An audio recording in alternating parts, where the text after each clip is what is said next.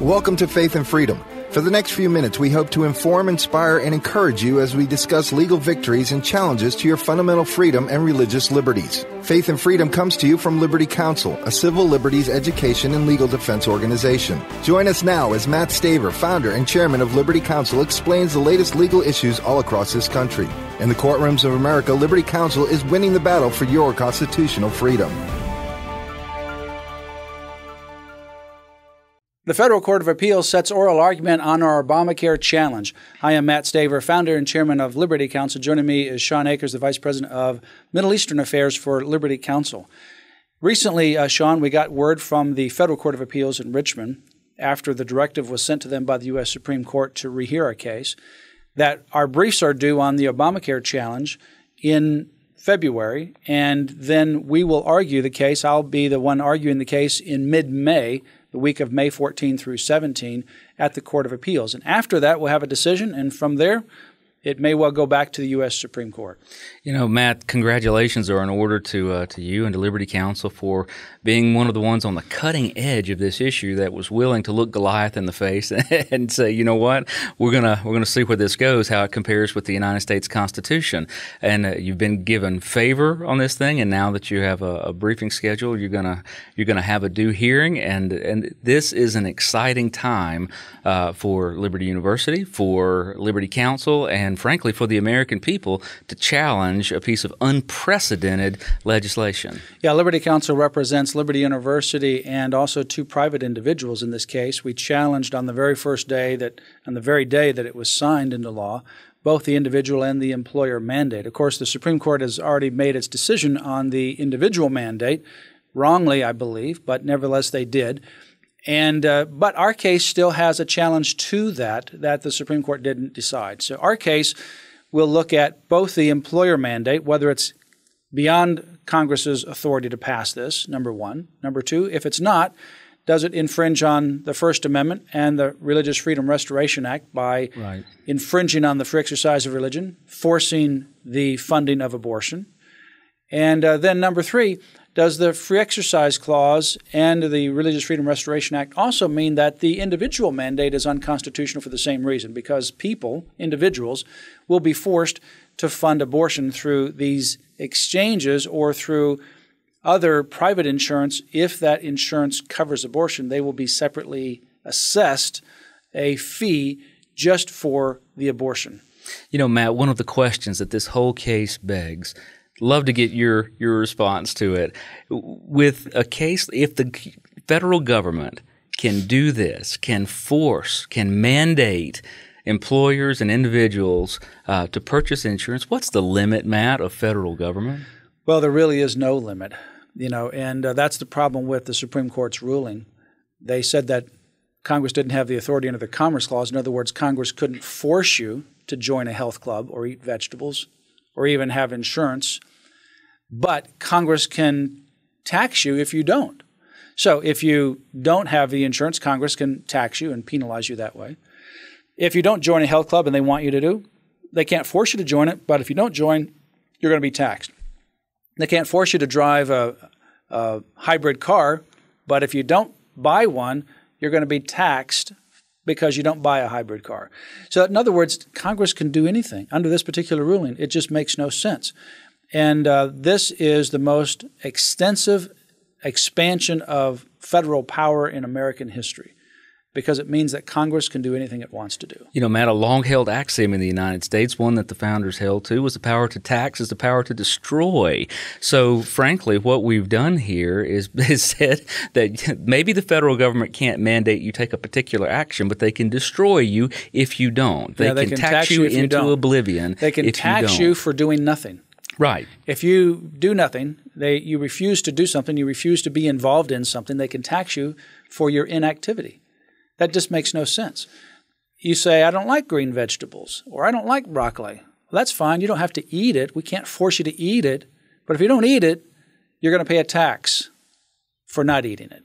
I mean, that's essentially what this ruling did from Obamacare, and that's what Obamacare does. Now, what we have done is our case went up to the United States Supreme Court, and then on November 26, 2012, the Supreme Court issued a ruling directing that the Federal Court of Appeals rehear our case. So now we're back to the Court of Appeals, and they've got several questions that they want us to address, and it is a broad attack on Obamacare. It is, number one, one of the main ones is the employer mandate constitutional? Does it exceed the powers of Congress?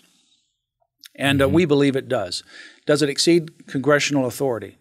And then also it says whether and how any development since the previous briefing in the case may affect the constitutionality of the individual mandate and the employer mandate. In other words, they recognize that both the individual mandate and the employer mandate are up for grabs.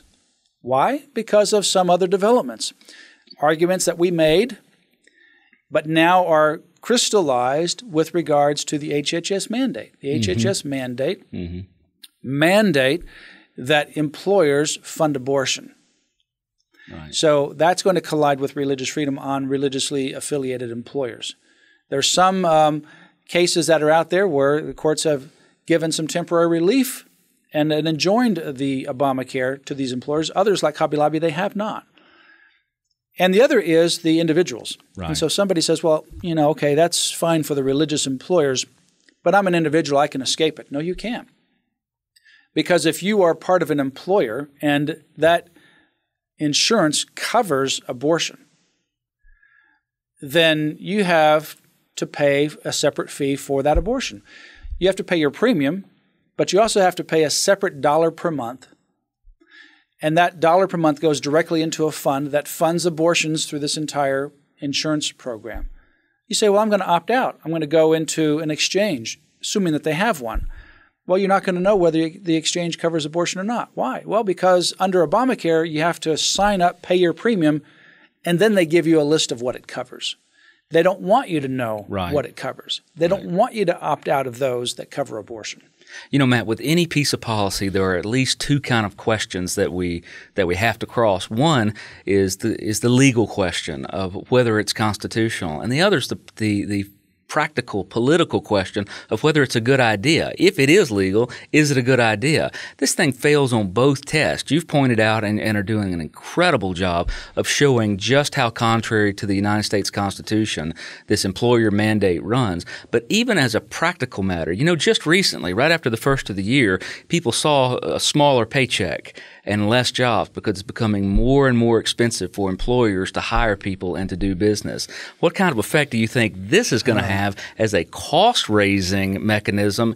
It's going to cost jobs and it's going to lower paychecks, man. Well, it's going to cost jobs because the premiums are skyrocketing under Obamacare. They're not going down. Obamacare is not decreasing the cost of health care. It's actually increasing it. The coverage kinds of areas that you can actually get coverage are going to be fewer. So you're going to pay more. Employers are going to pay more. Employees are going to pay more. And you're going to get fewer choices.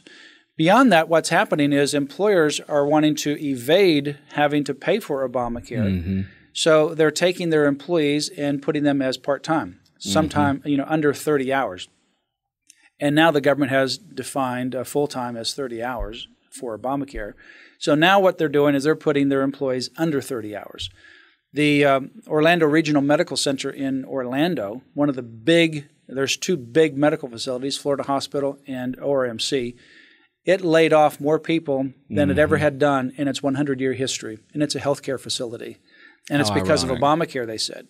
And restaurants are doing the same thing, one after another, laying off people. It's because of Obamacare.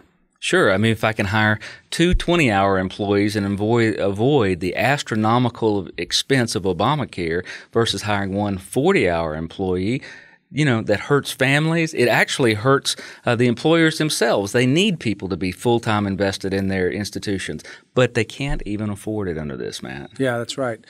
This is a monstrosity that President Obama and the liberal Democrats pushed on the American people. It is something that we're continuing to fight against, both with Liberty Counsel in our legal challenge and also Liberty Counsel action, asking for Congress to defund Obamacare and do anything else to stop this from continuing to go into operation. Go to Liberty Counsel's website, lc.org, and join us today. Become a regular financial contributor to Liberty Counsel. You can contribute online by going to the website through a secured credit card system, or you can call us 1-800-671-1776, and you can mail in your contribution.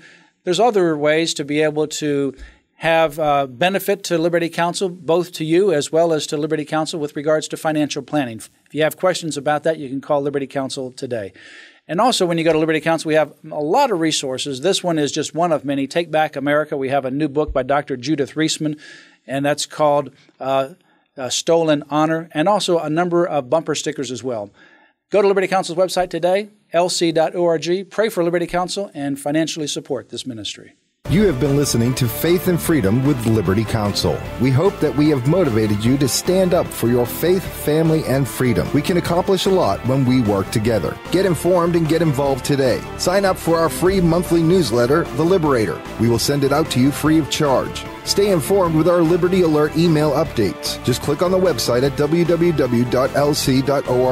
or call us at 1-800-671-1776. Tune in next time to learn more about your rights right here on Faith and Freedom.